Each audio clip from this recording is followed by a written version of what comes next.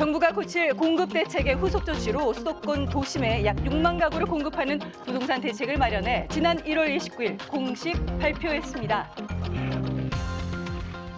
이번 공급 방안은 부지 발굴 초기부터 관계 기관이 합심하여 마련한 만큼 시행력 또한 그 어느 때보다 강력할 것으로 반응이 뜨거웠어요. 생각하고 있습니다. 네.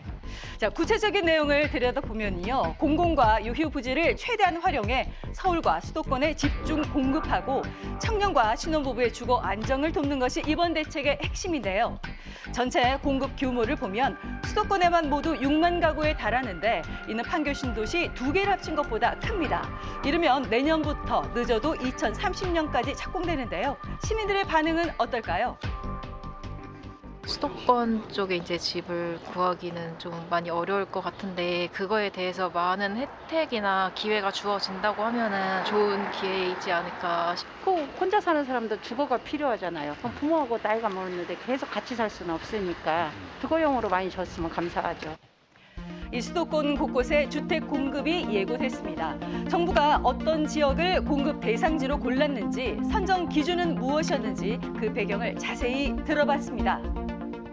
국민들이 선호하시는 도심 공급에 초점을 맞췄습니다. 이전과 보상을 빨리 할 수 있는 국공유지와 공공기관 소유 부지들을 중심으로 역세권 등 교통, 교육, 문화 등 생활 인프라가 이미 갖춰진 곳들을 선정했습니다. 국제업무지구와 연구기관, 군부지 등 도심 핵심 부지들이 주택 공급 후보지로 검토되고 있는데요. 자, 이와 더불어 기능이 축소된 유휴 국공유지와 노후청사를 주거 공간으로 전환해 입지 활용도를 극대화하겠다는 전략입니다. 가장 큰 규모는 서울 용산구 역세권인데요. 정부는 약 1만 호 공급을 계획했습니다. 교육시설이 잘 돼 있잖아. 인프라가 잘 돼 있으니까 또 사람들이 완전 모이고 중심이죠. 용산역은 모든 그 KTX부터 해가지고 모든 그 교통망이 여기서부터 이렇게 뻗어 나가거든요. 그래서 여기다 업무지구를 만들었을 때 모든 사람들이 이동하기도 좋고 접근하기도 좋고. 지연됐던 노원 태릉CC 개발도 재개됐는데요. 세계유산과의 조화를 위해 중저층으로 추진이 됩니다.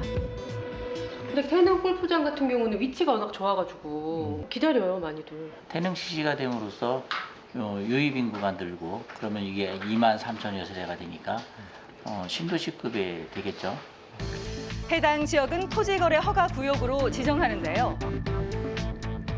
집은 필수 공공재에 가까운데 그렇게 투기적 수단으로 만드는 게 바람직하지 않다. 그렇게 하면 이제 규제를 해야 되겠죠.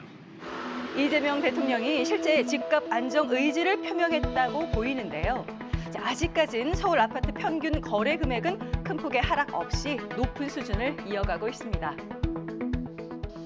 지속적으로 상승하고 있는 주택 가격을 안정화시키기 위해서 조금만 기다리면 3년, 4년, 5년 후에 입주 물량이 늘어날 수 있다. 서둘러 집을 마련하지 않아도 된다는 메시지로 보일 수 있고요. 또 한 가지는 정부가 원래 계획했던 대로 135만 호 착공 물량을 임기간 내에 이재명 대통령 임기간 내에 어쨌든 간에 착공한다는 그런 의지를 보여준 거 아닌가 하는 생각이 들어요. 정부는 6만 가구를 신혼부부, 청년에게 우선 공급하는데요. 수요자 중심 공급과 임대 비율도 높일 것으로 보입니다. 한 번에 목돈으로 다 살 수 없는 분들을 위해서 이제 청년들도 그렇고 신혼부부들도 그렇고 그런 분들에게 이제 적립을 한다든지 지분율 예를 들어서 그러면 분할해서 납부한다든지 이런 분양 방식도 있을 수 있고 그것도 이번에 도입할 계획이 있어요? 그런 부분들은 이제 검토를 하고 있는 거고요. 한편 일대에서는 우려의 목소리도 감지되고 있습니다. 15 대책으로 인한 규제를 완화하기만 하면 진행 중인 정비사업들에서 이주가 가능하고 정부 대책보다 더 빠르게 물량을 확보할 수 있습니다.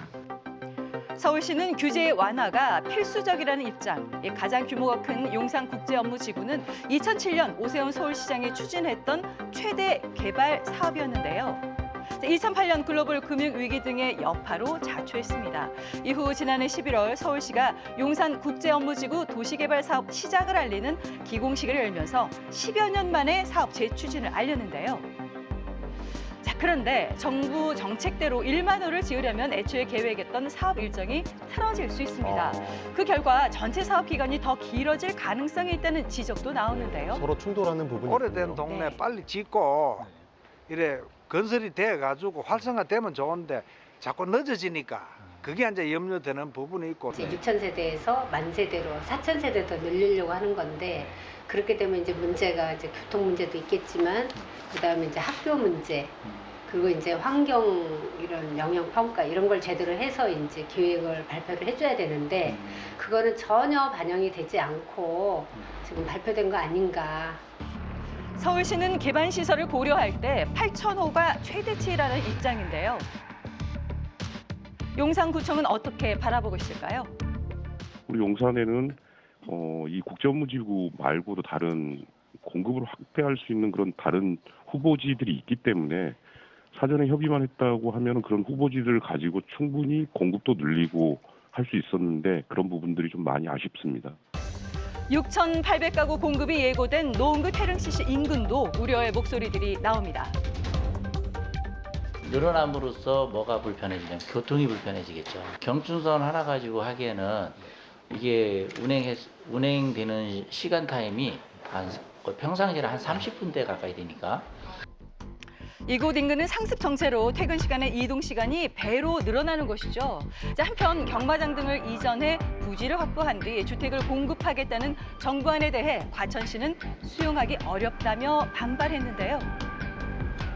저희 쪽엔 지금 현재 진행 중인 개발 사업도 많기 때문에 기반 시설이나 이런 게 거의 포화 상태거든요. 그래서 저희는 이거에 대해서는 찬성하지는 않습니다.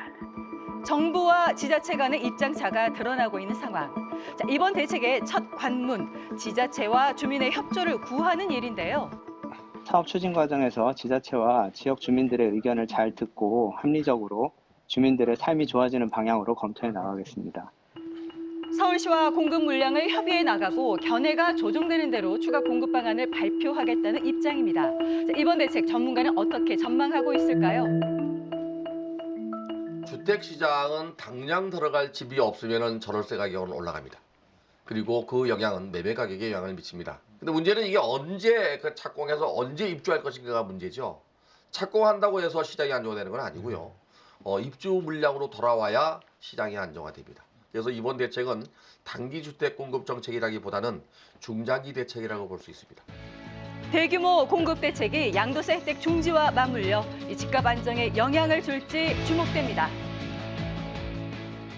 예, 과거에도 정부가 도심 유휴부지와 공공부지를 활용한 부동산 공급 대책을 내놨었는데 이제 주민들의 반발과 또 행정 절차의 지연 등으로 인해서 상당수가 속도를 내지 못했었습니다. 이번 공급 대책이 좀 실제 효과로 이어지기 위해서는 어떤 점이 해결돼야 할까요?